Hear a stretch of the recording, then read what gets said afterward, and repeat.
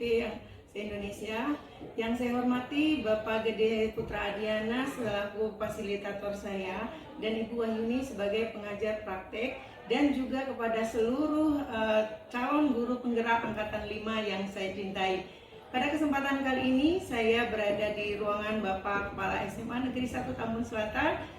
Selamat siang Bapak, Assalamualaikum Pak. Waalaikumsalam. Gimana Pak, sehat Pak ya? Alhamdulillah. Alhamdulillah, saya senang sekali berjumpa dengan Bapak Kepala Sekolah kami sendiri yang insya Allah sangat antusias mendukung saya sebagai calon guru penggerak Angkatan 5. Pada kesempatan kali ini saya ingin berbincang-bincang sedikit ya Pak ya, boleh Pak ya? Saya ingin menanyakan sesuatu nih Pak. Yang pertama, kira-kira selama ini Bapak sebagai kepala sekolah mungkin sudah beberapa tahun ya Pak ya, sudah pengalaman sekali gitu ya. Jadi kira-kira Pak bisa diceritakan Pak dengan saya kasus-kasus apa yang bisa Bapak identifikasi sebagai kasus yang apa ya Pak, dilema etika atau bukan moral? Terima kasih Bu. Sebenarnya ini apa yang ditanyakan Ibu termasuk berat-berat juga Bu jawabnya ya. Permasalahannya kan hal seperti ini mungkin terjadi ya, mungkin juga belum gitu. Tapi yang pasti pas Bapak di sini belum lama ini menemukan gitu ya, menemukan hal seperti ini ketika di sekolah ada kegiatan yang namanya Gebiar Muharram kemarin tuh ya, yang ada juga dengan santunan anak yatim gitu ya. Apa sih permasalahannya? Permasalahannya waktu itu di rapat dengan panitia kegiatan ada permasalahan berkaitan dengan peserta lomba nasid.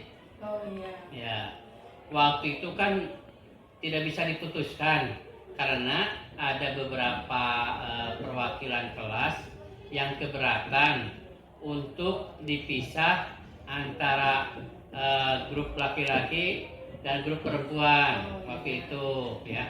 Kan semua pada belum bisa ngambil sikap gitu ya.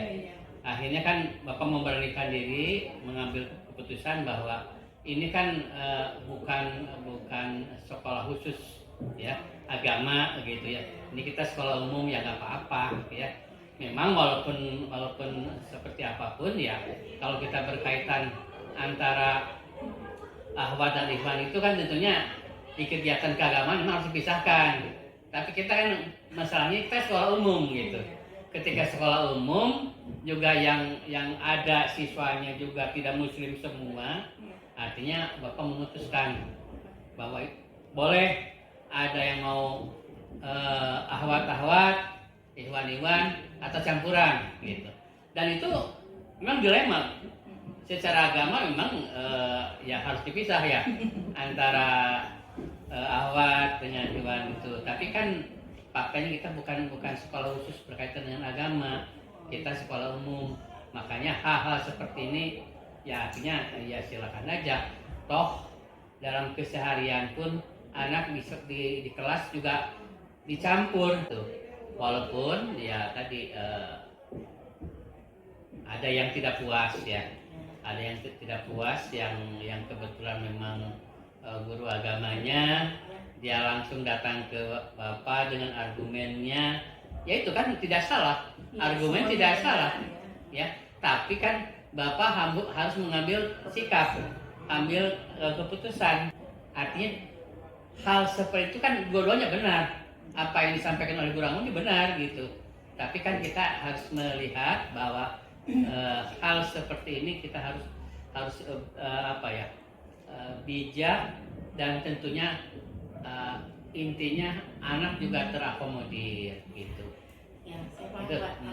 Jadi begini Pak, kalau misalnya ada kasus yang seperti ini, kan mungkin bukan kasus ini saja ya, bisa kasus-kasus yang lain yang kira-kira semuanya benar, tapi ini ada yang menjadikan dilema etika buat Bapak ini. Nah, kira-kira Pak, langkah-langkah apa yang bisa jadi maksudnya di sini bagaimana ya Bapak itu melakukan langkah untuk mengatur atau membuat keputusan yang membuat keduanya itu puas gitu. Ya, intinya tentunya dilihat dulu permasalahannya. Ketika masalahnya pelik ya, kita butuh pendapat dari teman-teman para wakase, kita ajak bicara mungkin. Ketika ada masukan-masukan mana yang terbaik, setelah dipertimbangkan memang harus Bapak mengambil keputusan, ya kita memutuskan. Tapi ya ketika permasalahannya pelik dan Bapak harus minta pendapat dari teman-teman, ya Bapak ini dulu teman-teman wakase, seperti manajemen lah misalnya, bermusyawarah minta masukan seperti apa. Tapi ketika Bapak yakin dengan keputusan Bapak ini, akhirnya hal itu tidak akan menambah runcing permasalahan ini, tapi memberikan win-win solution lah artinya, yang terbaik lah gitu ya. Itu Bapak bisa putus sendiri. Tapi ketika agak pelik misalnya permasalahannya, Bapak tidak bisa memutuskan sendiri, ya biasa Bapak rounding dengan para wakase biar ada masukan seperti itu. Terima kasih Pak. Ini yang berkaitan dengan mungkin ada kasus-kasus lain Pak yang bisa ditangani secara efektif tentang masalah-masalah yang terjadi terhadap dilema etika yang Bapak hadapi itu. Seperti tadi, langkah efektifnya apa Pak? Kalau tadi terjadi seperti tadi Pak, ya ada dua agama yang pengen banget itu dipisah, tapi sementara beberapa yang tidak setuju atau Bapak sendiri mengakomodir bahwa tidak usah seperti itu, kita kan sekolah.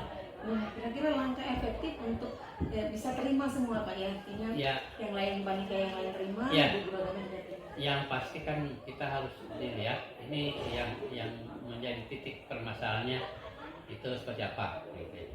Ketika hanya individual itu tinggal ya dipanggil Oh, iya. diajak bicara berdua dari hati ke hati, biar saling memahami. Karena kalau hal seperti ini dibuka di forum, justru akan menambah runcing, ya, runcing Bu, gitu ya. Jadi ya tadi Bapak kalau hal-hal seperti ini dirasakan ini hanya masalah individual, ya pasti Bapak panggil atau dia sendiri ya yang datang.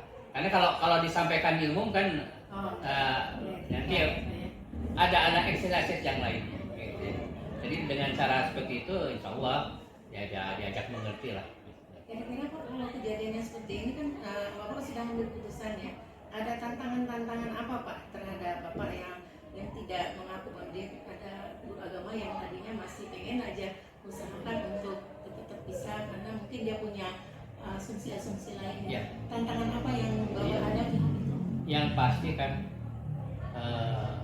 Bapak sampaikan bahwa ketika misalnya punya prinsip seperti itu kan tidak salah, benar juga gitu ya. Jadi benar dan Benar, ya benar juga. Gitu. Tapi harus konsisten. Maksud Bapak begini, ketika ada keinginan memisahkan antara ikhwan dan akhwat, ya coba mulai dari pelajaran agama. Iya. Agama nanti dipisah. Nah, ya kayak itu udah terbiasa Bu. Karena ada juga beberapa sekolah, pernah lihat sekolah negeri Bu. Di sekolah negeri ada memang dari awal dipisah Bu. Kelas misalnya kelas IPA ada 9. Nah, IPA 1 sampai IPA 9 itu ada kelas IPA yang memang siswanya itu laki-laki semua, ikhwan semua. Terus ada yang kelas IPA yang awat semua Bu gitu. Dan dari awal udah seperti itu Bu. Gitu. Sehingga kan tidak karena ada lomba nasib tapi sudah mulai. Nah, ya itu kan Bapak bertanya lagi, bisa nggak seperti itu? Nah, ternyata ya yang bersangkutan belum bisa. Nah, kalau belum bisa ya seperti itulah. Karena memang ya tantangannya memang ketika kita berhadapan dengan sekolah umum, bisa aja kan yang ngasih itu bukan muslim juga kan. Apa boleh nggak? Ya boleh sih bernyanyi ngiring-ngiring bisa gitu kan begitu ya. Itu jadi hal itu kita harus bisa melihat kondisi bahwa kita ini sekolah umum mengakomodir ya dari siswa yang ada. Jadi pada waktu tadi ada tantangan ya Pak ya dari guru agama itu bertanya waktu itu langsung apakah Bapak langsung menangani atau menyelesaikannya atau Bapak ada beberapa kali langkah perundingan dulu dengan beberapa wakase atau dengan yang lain Pak? Ya waktu itu kan beliau sudah menerima apa yang Bapak sampaikan. Jadi Bapak langsung. Iya, sehingga tidak perlu Bapak minta pendapat para wakasek yang lain. Karena ketika yang ini kan Bapak berusaha mengajak mengerti lah dengan kondisi real seperti itu. Kita tidak bisa memaksakan, karena memang sekolah umum. Juga ya, Iya, begitu. Karena kita belum terbiasa memisahkan seperti itu.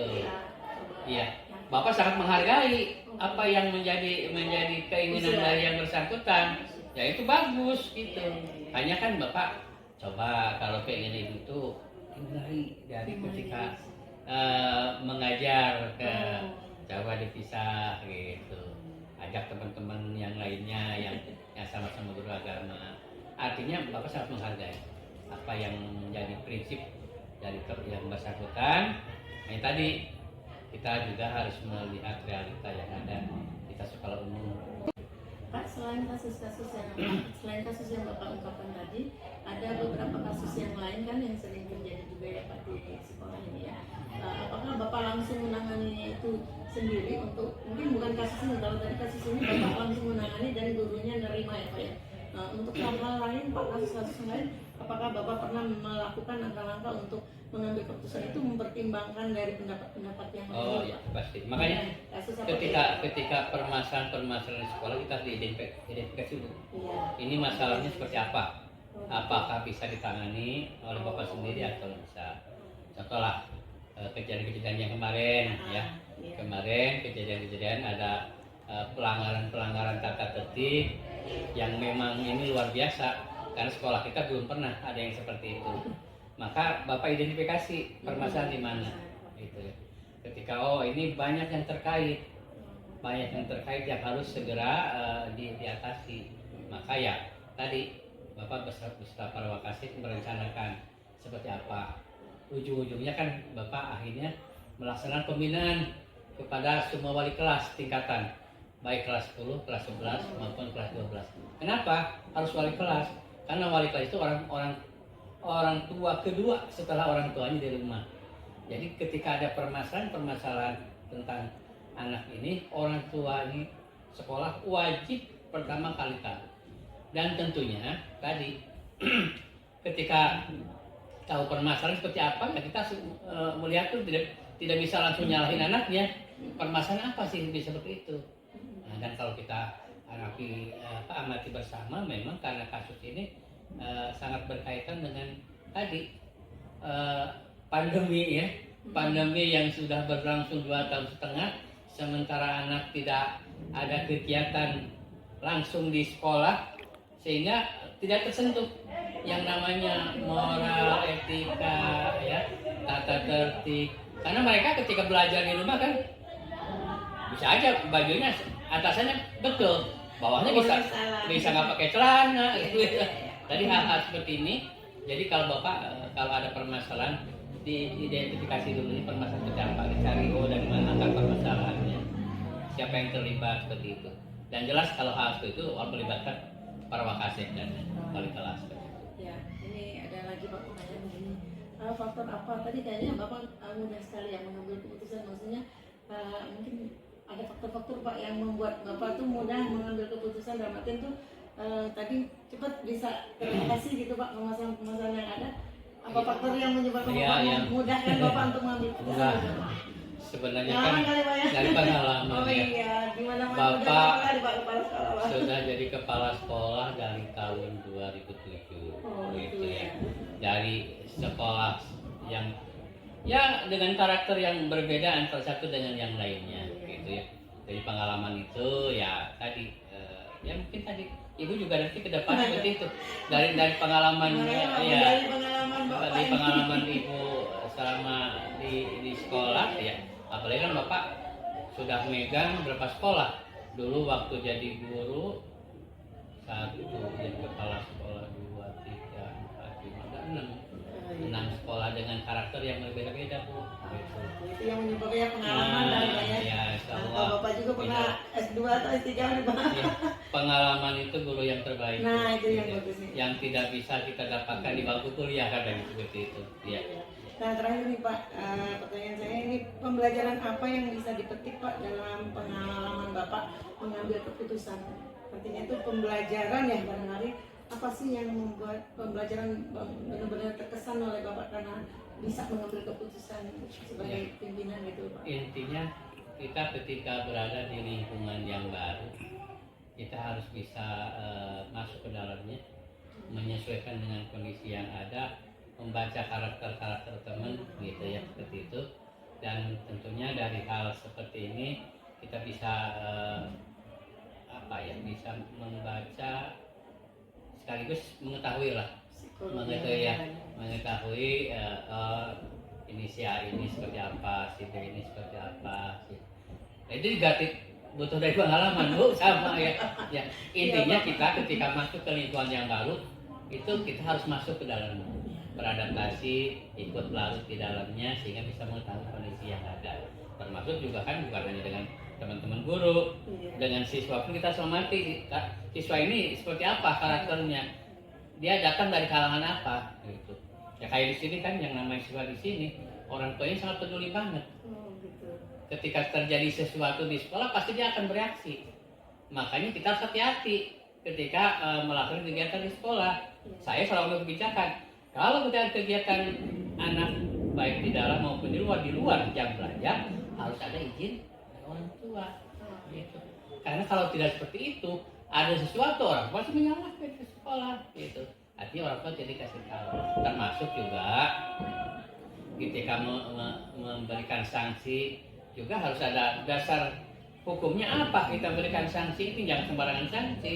Ada aturan, oh ini aturannya yang berlaku, disiapkan, disosialisasikan sama orang tua. Itu. Sudah lama juga ya. Iya, betul. Yang pasti kita harus jadi teladan di depan teman-temannya. Guru harus jadi teladan di depan anak-anaknya. Itu Bu. Karena kalau misalnya kita sebagai guru menegur anak yang kesiangan, akan ketahuan oleh anak. Kenapa? Anak kita sendiri sering kesiangan. Iya. Tapi kalau guru tidak pernah kesiangan, menegur anak yang kesiangan, anak pasti nurut. Ya sampai contoh tadi aja kita ya luar biasa kan, upacara yang paling hikmat ya, yang selama Bapak di sini. Kenapa? Karena guru-gurunya turut semua, ikut di lapangan semua. Ya, gitu. Anak kan nggak terlalu repot ya harus gini-gini kan. Jadi pembelajaran yang paling itu contoh dan teladan ya Pak. Ya. Gitu. Oke Bapak, kuncinya itu. Ya, alhamdulillah Pak banyak sekali pembelajaran yang sudah saya dapatkan dari wawancara ini. Saya kira cukup sekian Pak ya. Saya banyak mendapatkan info-info dari Bapak. Demikian teman-teman se-Indonesia, guru penggerak angkatan 5, Bapak Fasilitator dan PP, saya sudah melaksanakan wawancara dengan Bapak Rahmat Kusnadi, MM di SMA Negeri 1 Tambun Selatan. Alhamdulillah banyak pembelajaran yang saya dapatkan. Mudah-mudahan saya bisa merefleksi dari hasil wawancara ini. Terima kasih. Saya ucapkan terima kasih Pak. Assalamualaikum warahmatullahi wabarakatuh. Waalaikumsalam.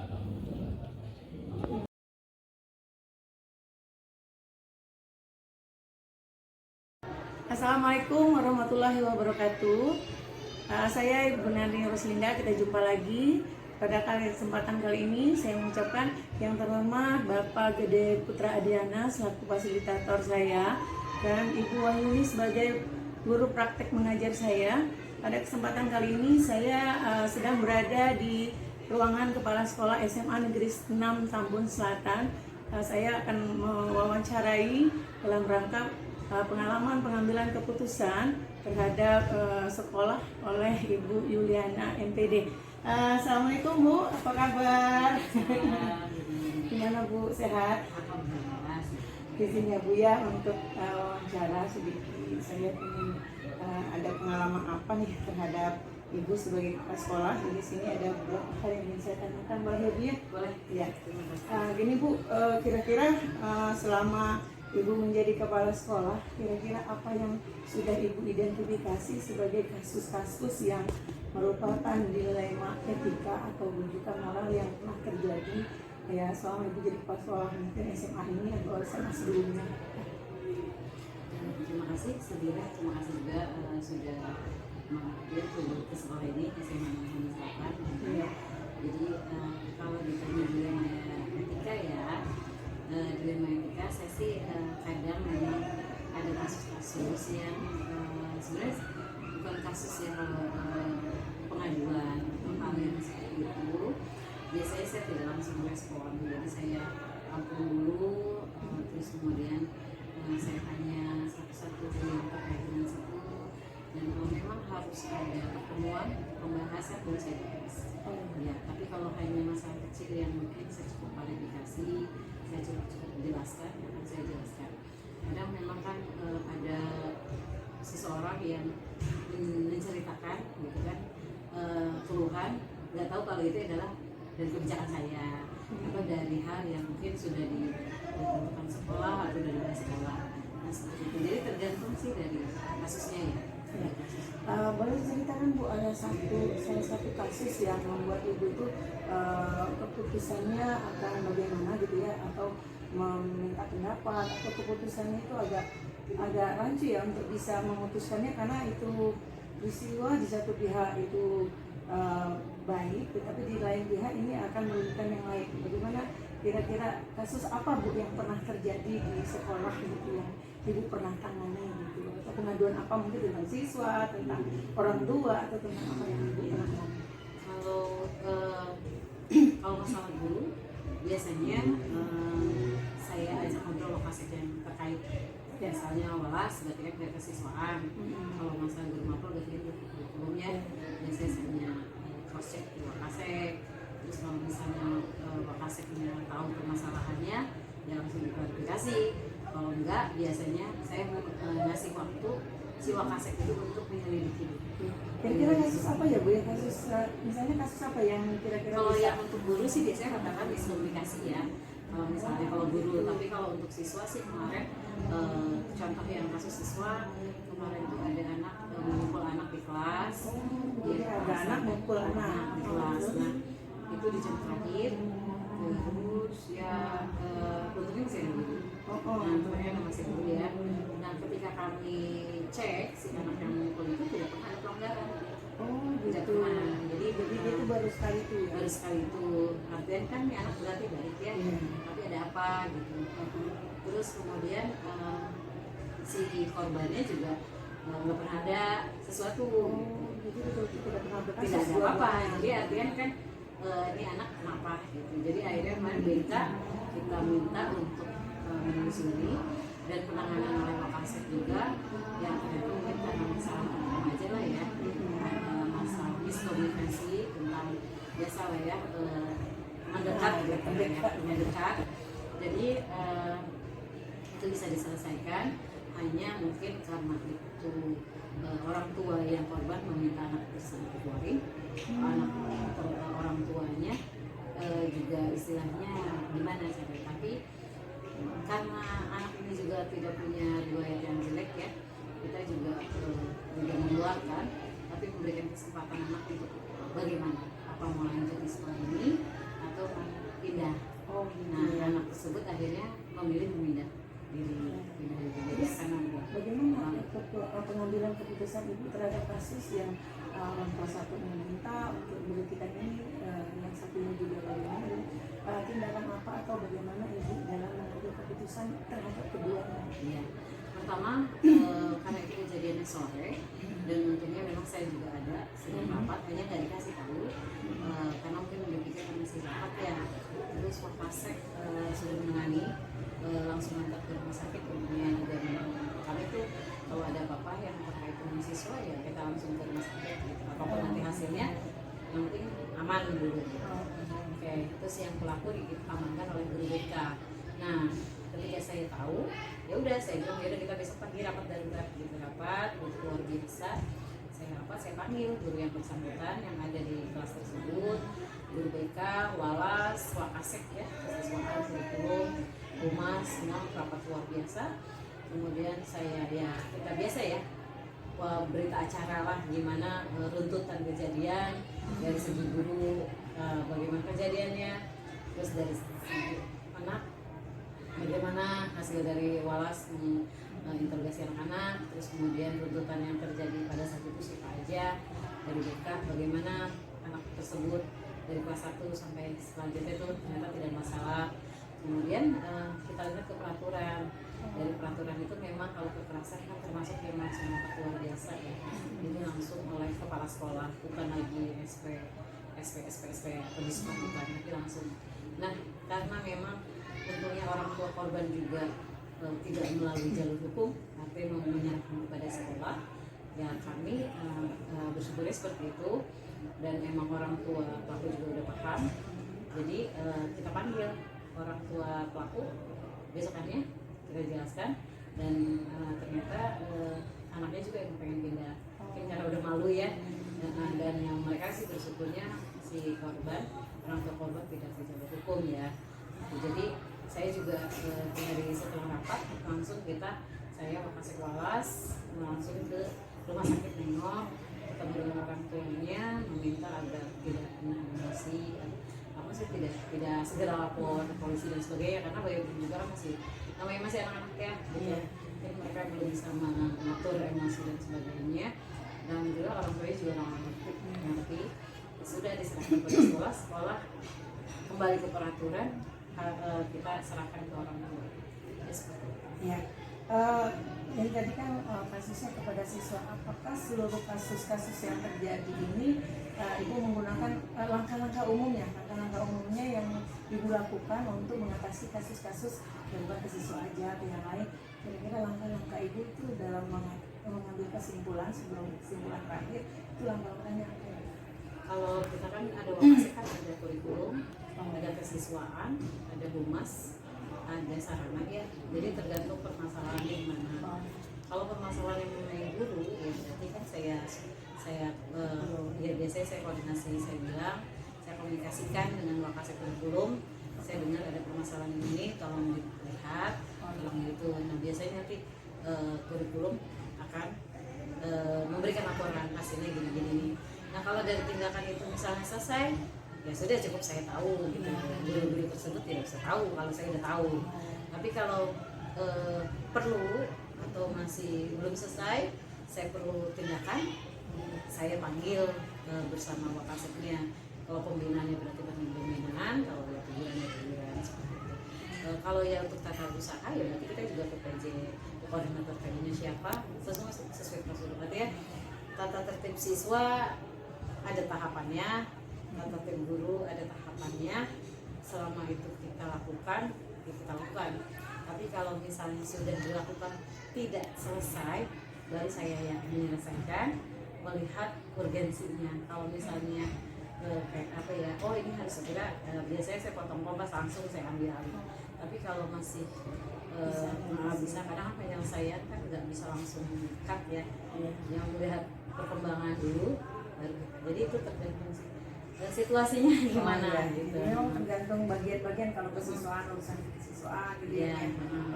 Terus hal apa ya Bu yang membuat Ibu dianggap lebih efektif dalam mengatasi atau pengambilan keputusan dalam kasus-kasus tersebut? Kalau tadi kan langkah-langkahnya menggunakan jalur lewat masing-masing. Ibu yang hal-hal yang lebih efektif untuk cepat mengatasi masalah itu cepat banget terselesaikan gitu. Jadi tidak langkah apa gitu, hal apa yang membuat bisa Ibu efektif melakukan? Ya kalau yang darurat ya, misalnya saya menemukan misalnya ada anak misalnya, tapi saya jarang melihat anak pelanggaran yang berat ya, paling biasanya saya tegur langsung kalau misalnya tidak ada yang ini ya nggak ngeh gitu guru apa itu, biasanya saya itu. Tapi kalau yang misalnya kasusnya ada walas BK seperti itu ya saya berkomunikasi, karena memang saya nyampaikan ke anak begitu. Kalau kasusnya sudah langsung ke ibu, ke guru juga saya menyampaikan. Kalau kasusnya langsung saya menyelesaikan berarti udah parah.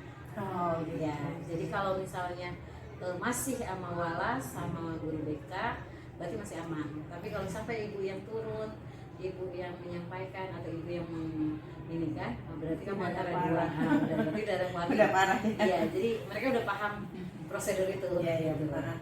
Kira-kira hal-hal apa saja Bu yang selama ini merupakan tantangan dalam pengambilan keputusan Ibu? Tantangannya kenapa Bu? Misalnya agak bingung, agak ini guru ini udah baper ini, Ibu ada pernah kebingungan nggak? Tantangan apa Bu? Kalau biasanya saya kalau bingung saya kumpulkan Makassar. Oh, Iya, saya jadi kumpulkan Makassar saya. Ini ada kasus begini, yang mereka perbandingannya seperti apa, masing-masing orang ini ya pandangannya bagaimana. Kan nanti kan ada apa dampaknya ya. Kalau kita keputusannya A kayak pohon pengambilan keputusan lah ya. Kalau A dampaknya ini, dampak negatif positifnya gini, kalau kita B begini. Kalau apakah kita coba A dulu atau B dulu nih, batas mana kita mengambil keputusan B kan gitu. Nah itu biasanya saya diskusikan kalau saya lagi bingung dengan Makassar atau dengan pihak yang terkait, saya obrolin sehingga nanti mungkin ada gambaran oh hal-hal yang tidak terpikirkan oleh saya kan jadi oh ya. Baru biasanya saya mengambil keputusan pada saat itu begini-gini sehingga Wakasek semua tuh tahu dasar saya mengambil keputusan karena apa gitu. Tapi ada saat-saat mungkin saya agak sakit kalau sudah terkait peraturan pemerintah. oh gitu. Ya, tapi kalau udah oh itu udah aturannya jangan nggak boleh. Gitu. Tapi kalau yang masih kebijaksanaan, masih yang internal kita, ya biasanya saya oh ya udah gitu. Tapi kalau udah hal-hal yang kebijaksanaan biasanya Ya Bu, kira-kira ada waktu atau jadwal tertentu nggak Ibu dalam pengambilan atau penyelesaian masalah gitu? Kalau di hari tertentu Ibu nggak bisa, makanya harus ada hari tertentu yang Ibu bisa untuk mengumpulkan Wakasek atau apa untuk bisa mengambil keputusan terhadap masalah-masalah yang direkap oleh masing-masing Wakasek Ibu. enggak sih ya. Nggak Saya jadwal ya? Ya.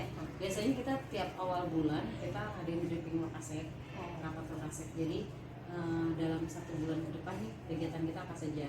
Jadi kesiswaan tahu kegiatan kurikulum tahu kegiatan siswa, sarana juga tahu kegiatan kita sebulan ngapain aja di awal bulan ya. Jadi nanti semua sudah tahu agenda masing-masing ya. Sehingga dalam pengambilan, kalau pengambilan keputusan yang berdasarkan kasus based insidental ya kita langsung saat itu. Kalau menunda takutnya kan nanti masalah makin lebar. Tidak ada jadwal khusus Tidak ada ya, jadwal khusus. kalau memang ada masalah langsung Ya, diselesaikan. ya langsung sesuai dengan Oke. prosedur tadi. Bu, kira-kira ada faktor-faktor nggak yang selama ini mempermudah atau membantu Ibu dalam mengambil keputusan Bu? Kira-kira kasus-kasus tertentu yang dilema etika itu kayaknya ada faktor yang membuat Ibu jadi mudah untuk mengambil keputusan. Mungkin contohnya gini ya, kan ada kebijakan bahwa guru honorer itu kalau melahirkan tidak dibayar. Itu kebijakan bahwa cuti mereka 3 bulan untuk guru honorer itu tidak dibayar, ya kan? Nah itu kan dari segi aturan betul. Oh, betul. Kalau saya melakukan itu saya nggak salah kan? Iya. Karena ada dasar, betul kan? Iya, betul Iya. betul. Tapi secara kita ibu Kemanusiaan. kemanusiaan, Iya. orang lahiran dari kasih gimana? Berarti masih ada rasa Iya, kemanusiaan. kita kan ada. Jadi kalau saya selalu bilang ke guru-guru, ada kebijakan, ada kebijaksanaan. Kalau saya saklek berarti sesuai kebijakan. Iya. Karena itu hal yang sudah ada aturannya. Iya. Tapi sebisa mungkin saya akan mengeluarkan kebijaksanaan yang membantu Bapak Ibu. Nah, jadi di saya kalau misalnya walaupun cuti, ya tetap kita bayar, tapi 2 bulan yang kita bayarkan. Oh, gitu. Itu yang 3 bulannya ya kalau dia masih pengen cuti, berarti ikutin Tidak aturan lagi, itu. ya. Tapi kalau mau ya sudah ikutin aturan, ya udah 2 bulan aja. Artinya saya juga itu kan kebijaksanaan ya, kebijaksanaan tetap dibayar, tapi juga tidak memanjakan, tetap mereka ya konsekuensi 2 bulan. Jadi makanya kalau yang hari ini kan bulan ini banyak yang cuti nih 3 bulan, 3 orang kan guru 2 TU 1. Jadi mereka mengambil cuti itu di hari-hari HPL gitu, karena biar 2 bulannya itu dapat gitu. Jadi saya berusaha ya tadi kalau antara misalnya peraturan dengan kemanusiaan kan gitu ya, kita bagaimana gitu. Tapi kalau misalnya yang masukan-masukan, oh ini harusnya begini kan harusnya begini, dan yang ini kan harusnya begini gitu. Nah saya tidak memihak kepada salah satu, saya akan selalu kepada peraturan etikanya. Misalnya kalau oh ini Walas, ini Wakasek gitu kan, terus yang ada guru, saya akan menjaga wibawa Wakasek saya gitu. Tapi tidak mengkerdilkan yang guru gitu. Artinya saya juga akan merefleksi yang Wakasek, oh masukan dia benar sebenarnya. Oke, ini yang terakhir ya Bu ya.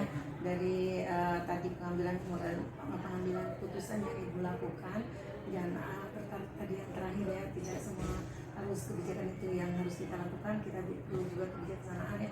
Itu pembelajaran apa yang Ibu dapatkan atau Ibu bisa petik ya dari pengalaman yang melakukan di luar dari kebijakan ya, artinya kan kebijaksanaan Ibu sendiri gitu ya.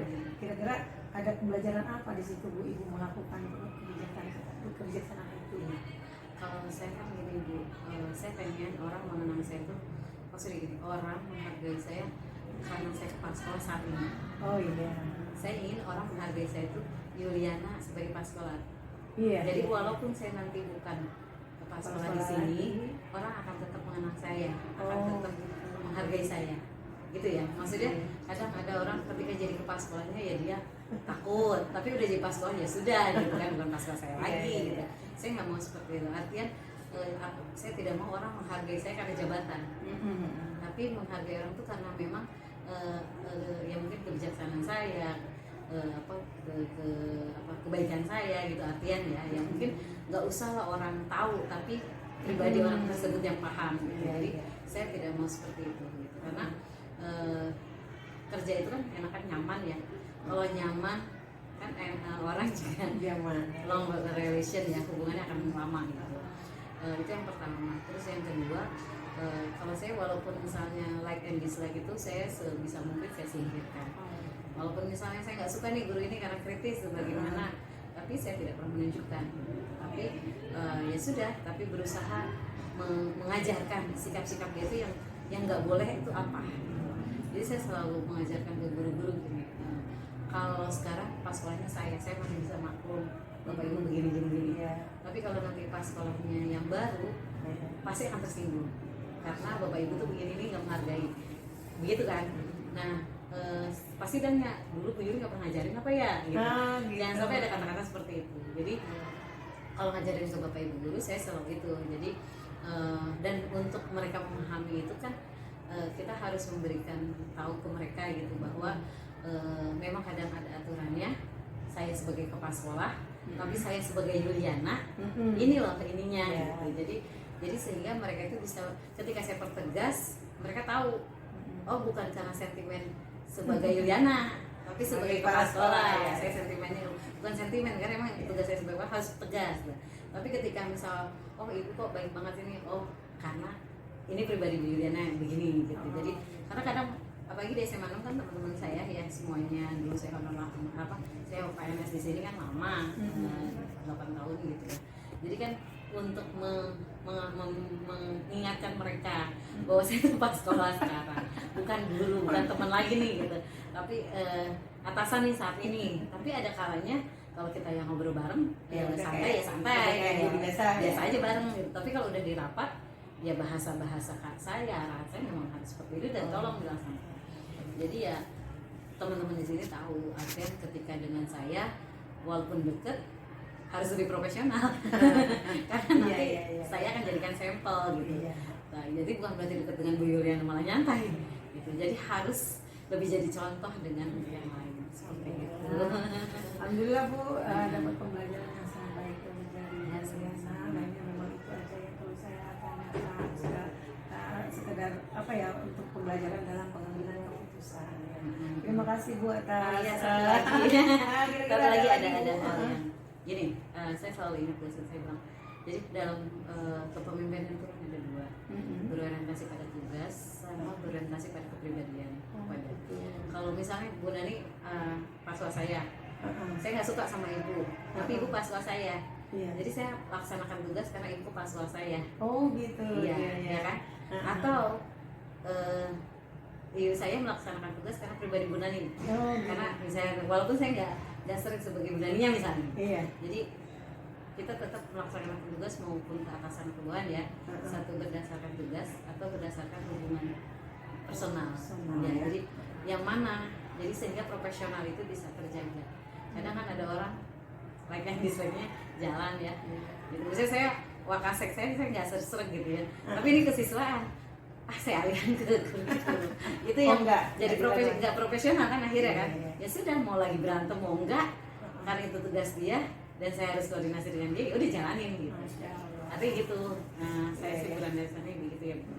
Ya saya juga nggak terlalu mungkin sempurna, karena namanya kepala sekolah, namanya pimpinan pasti ada kekurangan kelebihan. Cuman saya hanya berusaha bagaimana kekurangan saya tidak banyak gitu. Dan tidak memberikan tidak luput dari hilaf dan ya, salah gitu. gitu. Ya.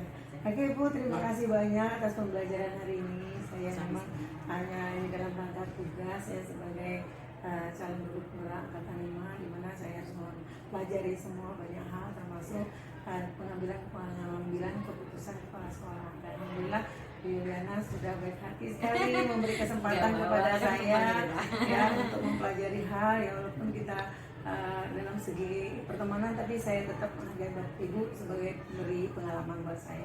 Terima kasih Bu sekali lagi atas waktunya dan kesempatan untuk menjawab pertanyaan. Demikian para guru calon penggerak angkatan 5 dan seluruh Indonesia. Saya sebagai calon guru penggerak angkatan 5 sangat berbahagia karena mendapat kesempatan untuk berwawancara kepada Kepala SMA Negeri 6 Tambun Selatan, Ibu Yuliana MPD. Ya, terima kasih atas perhatiannya. Assalamualaikum warahmatullahi wabarakatuh.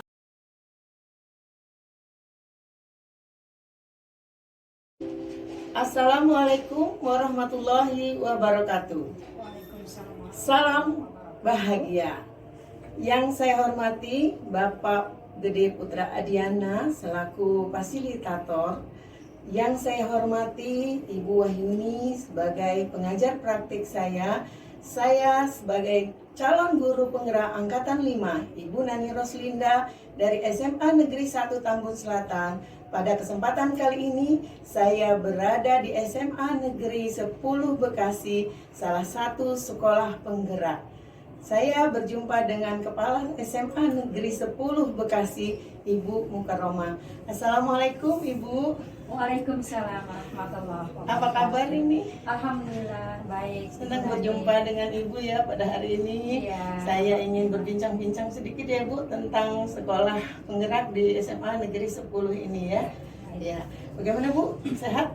Alhamdulillah. Selalu sehat ya. Ini adalah satu sahabat saya waktu di Pasca Sarjana Universitas Negeri Jakarta. Iya, kita jumpa lagi, temu reuni ya Bu ya. Ya, pada kesempatan kali ini saya ingin sedikit menanyakan Bu ya pengalaman ya, kira-kira selama ini bagaimana sih Ibu mengidentifikasi ya kasus-kasus yang merupakan dilema etika atau wujukan moral yang ada di SMA Negeri 10 Bekasi ini. Ya, baik Bu Neni, sahabat saya, luar biasa ya Iya, sebagai kita calon jumpa guru. lagi. Pada kesempatan ini kita bicara tentang dilema etika dan wujukan moral. Iya. Dua hal ini saat ini memang hal yang sangat menarik ya dibicarakan dan diangkat ya, karena memang ini persoalan-persoalan yang cukup aktual ya dalam dunia pendidikan dewasa ini. Kalau kita bicara tentang dilema etika, ini kita bicara bahwa kita dihadapkan dalam dua hal Iya. yang dua pilihan yang sama-sama benar, tapi salah satunya harus kita pilih kan begitu ya. Ini betul, sangat dilematis gitu ya Iya. kalau kita pilih gitu ya. Nah, dua hal yang sama-sama benar ini tapi bertentangan Iya, ya, ada kita yang bicara. bertentangan ya antara satu dengan hal yang lainnya. Nah, kalau kita bicara tentang dilema etika itu saya kira dalam lembaga pendidikan itu sering kita jumpai ya, baik itu yang dilema etika maupun yang rujukan moral ya. Nah, ini memang ada dua frase yang berbeda antara dilema etika dengan rujukan moral. Kalau dilema etika tadi kita dihadapkan dalam satu pilihan tapi dua-duanya ini benar, Iya. gitu kan ya? Iya, betul. Nah, kalau rujukan moral kita dihadapkan dalam dua hal, tapi yang satu yang benar dan satu yang Ya, salah. betul Itu ya, saya sekali. kira ya seperti itu ya. Kira-kira kasus yang Ibu identifikasi di sekolah ini contohnya bagaimana Bu terhadap dilema etika itu? Baik. Dalam kehidupan di sekolah ya, kita seperti yang saya alami ini tentang dilema etika itu pernah ya suatu peristiwa yang ada di sekolah ini ya terkait dengan siswa hadir di sekolah itu kan harus tepat waktu ya. Disiplin itu merupakan hal yang utama ya, yang pangkal yang mendasar ya untuk membina karakter, mendidik karakter anak supaya memiliki kemampuan-kemampuan individu, personal dan yang lainnya lebih baik nanti. Kalau untuk kemampuan kognitif saya kira itu nanti setelah karakter terbentuk ya. Nah, kalau kita bicara tentang kedisiplinan ini siswa hadir ke sekolah itu kan harus tepat waktu. Di sekolah ini itu memberlakukan bahwa siswa hadir di sekolah itu pukul 6.30. Oh, itu itu memang 6.30 ya, Bu? Ya itu mungkin sebagian melihat bahwa kok pagi banget, Pagi sekali ya, itu, pagi kok. sekali, gitu kan ya. Nah kita lihat bahwa kenapa bisa begitu? Ini kita lihat bahwa SMA 10 Bekasi ya, itu kan ada di Harapan Indah. Kalau kita misalnya masuk kita ya siswa datang ke sekolah itu lebih siap, itu nanti akan tingkat keterlambatan itu akan malah lebih tinggi karena semakin siang tingkat kepadatan arus lalu lintas itu kan berpengaruh ya. Nah inilah jadi kita mengambil kebijakan di aturan yang ada di tata tertib sekolah, siswa sampai ke sekolah itu pukul 6.30. Pintu gerbang ditutup pukul 6.45. Jadi ada waktu spare waktu sekitar 15 menit ya sampai pintu gerbang itu ditutup. Artinya begitu di atas 6.45 ya siswa itu pasti ada ya, kalau terlambat itu ada sanksi-sanksi ya, ada pembinaan tersendiri. Nah kita begitu siswa datang di sekolah lebih dari pukul 6.45 saya kira sekolah itu mudah ya mengambil kebijakan ya, guru piket ini terutama siswa dipulangkan. Toh itu semuanya sudah tertuang dalam tata tertib sekolah dan juga sudah disosialisasikan bersama oleh orang tua ya, komite sekolah. Juga orang tua juga sudah tanda tangan. Namun demikian kita tidak serta-merta ya harus siswa langsung kita pulangkan begitu saja kan kita ya. Nah kita lihat kenapa bisa telat seperti itu, kita tanyakan dan seterusnya. Sekali oke lah, kalau sekali kan kita bisa memaklumi mungkin karena bangun kesiangan atau karena macet ya di jalan atau persoalan-persoalan lain. Nah ini kita lihat. Tapi kalau yang kedua pun juga kita sama, kita kasih. Kenapa kalian bisa telat seperti itu, gitu kan ya? Kenapa persoalan-persoalan? Nanti kalau persoalannya masih sama, kita cari, kita harus uraikan bersama, gitu kan ya? Melalui guru piket nanti disampaikan kepada bimbingan konseling, gitu kan ya? Nah ini nanti sampai kalau udah ketiga kali siswa berturut-turut telat seperti itu, ya kita ada ya sanksi-sanksi ya yang lain, misalnya. Kita panggil orang tua dan seterusnya. Nah itu dilema etika ya. Kalau rujukan moral jelas ya Bu ya. Kalau ada salah diikat ya. Betul. Kalau kita bicara ada apa Bu? Contoh rujukan moral gimana Bu? Ya, rujukan moral itu kan kita harus memilih ya. Kita harus membuat kebijakan ya. Ini diantara keputusan itu benar atau salah, gitu kan ya. Nah, jika siswa melakukan sebuah kesalahan misalnya itu tadi. Anak itu pelanggarannya sudah mencapai skor 100 fatal, misalnya sudah mencapai skor yang ini ya, sudah mencapai yang tinggi, pastinya kita harus memilih ya, ada sanksi-sanksi tertentu yang harus kita lakukan kepada siswa tersebut. Nah Bu, kalau udah seperti itu kejadiannya kan berarti benar-benar dan benar salah ya. Nah, bagaimana kira-kira Ibu menjalankan pengambilan keputusan terhadap kedua hal tersebut Bu? Ya, ketika kita melakukan kebijakan yang terkait dengan hal tersebut, pastinya kita tidak sendiri ya Bu ya, tidak sendiri Bu Nani. Misalnya kita harus cari dulu, misalnya ketika ada persoalan siswa terlambat berulang-ulang, kita harus kenali dulu persoalannya. Kenapa? Kita identifikasi dulu. Ya, kita identifikasi kenapa siswa bisa terlambat seperti itu dan berkali-kali misalnya itu ya.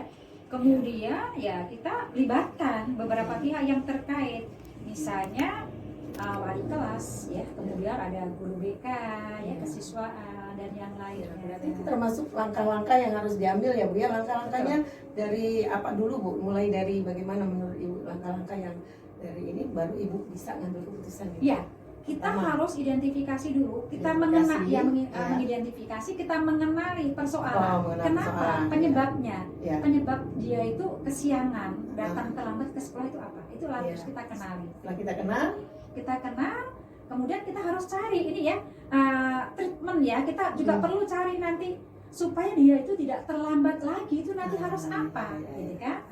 Harus bagaimana langkah-langkah berikutnya. Nah kira-kira Bu, hal-hal apa saja yang selama ini Ibu anggap lebih efektif Bu dalam pengambilan keputusan terhadap kasus dilema etika dan bujukan moral? Efektif itu berarti agak cepat gitu ya Bu, supaya anak ini berubah atau dia tidak mengulangi lagi. Iya. Nah, hal yang Betul. efektif ya Bu ya.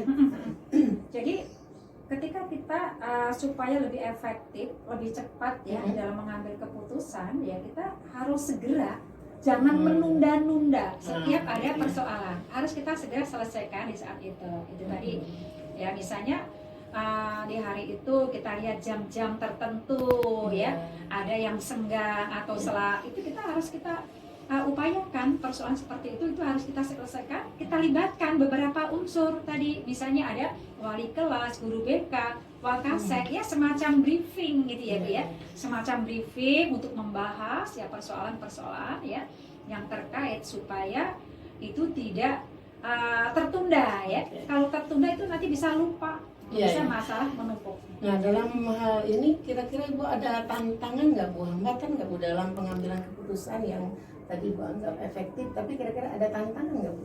Ya, tantangannya itu kan gini Bu, ketika kita mengambil keputusan ya terkait dengan ini, itu kan kita harus konsisten, konsisten terus menerus, kontinuitas ya. Nah ini yang kadang ini sebuah tantangan tersendiri ya. Tantangan gitu kan, artinya kita harus mengikuti terus perkembangannya by data kan. Data itu kita ikuti, misalnya ini contohnya, saya memang upayakan dalam ya hari itu ya, itu saya ada pengawas koordinasi dengan petugas piket, tingkat keterlambatan anak itu berapa misalnya. Jadi kan itu kan by data gitu kan. Nah setelah kita kaji ulang kenapa hari ini begitu, kita lihat besok berapa gitu kan. Nah ya kita inginnya menurun kan ya, itu kan dari by data itulah terus kita harus kaji dan terus menerus, sehingga kita perlu waktu. Ini itu tantangan betul, ya? itu tantangan kontinuitas. Berarti tantangan banget. Iya, tantangan banget. Konsisten ya, kita harus konsisten.